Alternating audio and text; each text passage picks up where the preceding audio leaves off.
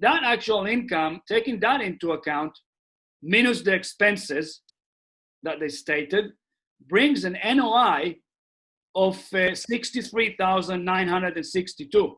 So if we take the actual NOI here and divide it to the 9% that they said that they want to capitalize the deal at, or, value in terms of creating the value, the actual purchase should have been 710.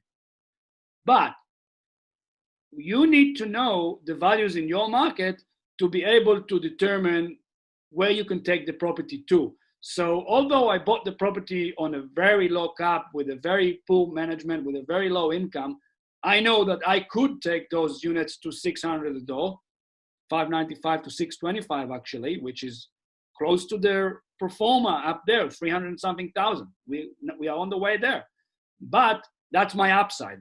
So you have to find a strike price which will be reasonable for you to buy the property, but still allow you for some good meat on the bone to make the deal work.